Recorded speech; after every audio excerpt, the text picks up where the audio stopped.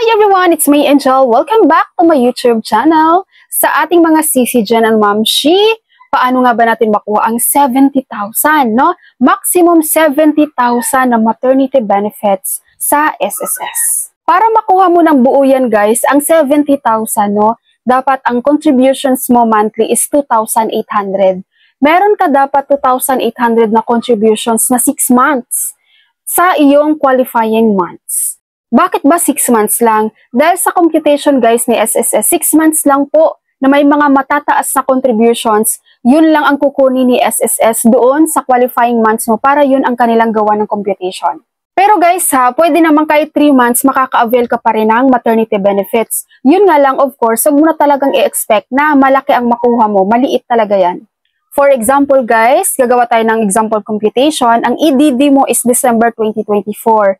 EDD or expected date of delivery, no? December 2024. So, ang qualifying months ng December 2024 ay July 2023 to June 2024. Guys, ang qualifying months, ibig sabihin, ito yung pasok sa computation, sa maternity computation mo, okay? Hindi po porket na buntis ka ngayon and may mga contributions ka the past years, no, hindi po yun, hindi ka po qualified for maternity. So, meron pong tinatawag na qualifying period. Kaya mas maganda talaga guys na regular po kayong mag-contribute sa inyong sa SSS contributions. Okay, so qualifying months, July 2023 to June 2024. So, dito sa 12 months na to guys, dapat meron kang 6 months na contributions na tag 2,800 monthly. No, kahit hindi naman sunod-sunod guys, basta pasok lang siya dyan sa qualifying months mo, okay?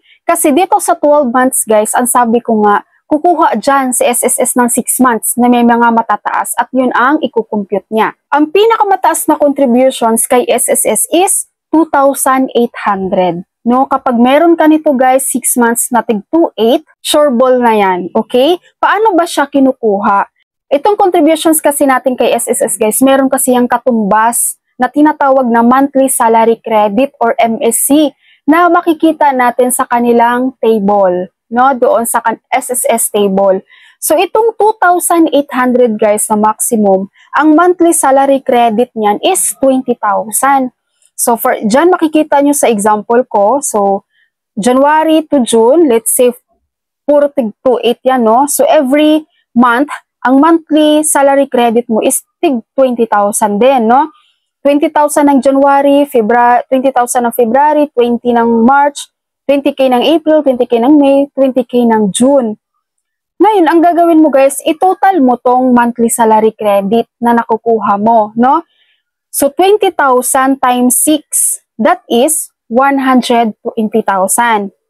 Itong 120,000, i-divide mo to into 180 days. Itong 180 days, guys, standard talaga to kay SSS. Okay, matik na tong 180 days na to. So, pag dinivide mo tong 120,000 divided by 180 days, that is 666.66 per day. Ito ang tinatawag na average daily salary credit or ADSC, no? Kumbaga per day guys ng maternity mo, ito yung amount niya, 666.66.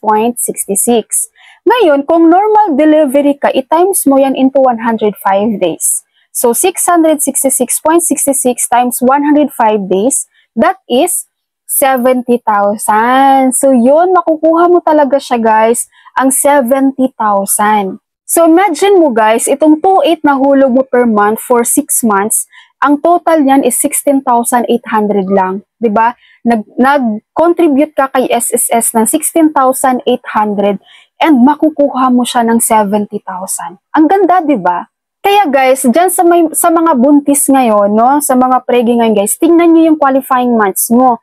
And pag mahabol pa naman, pwede nyo pang bayaran. Malaman nyo naman pag hindi na pwedeng bayaran dahil mag-e-error po ang PRN niyan, no?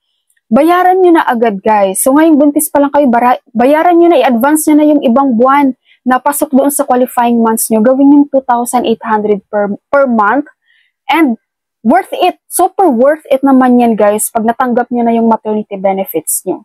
Diba? 16,800 turns to 70,000. Manghihinayang ka pa ba dyan sa 2,800 monthly na ilalagay mo dyan sa SSS mo? Diba? Ngayon naman, kung hindi ka naman pasok sa normal delivery, kung doon ka sa miscarriage, yung average daily credit mo, ita-times mo yan to 60 days. Dahil ang miscarriage, guys, 60 days lang. No?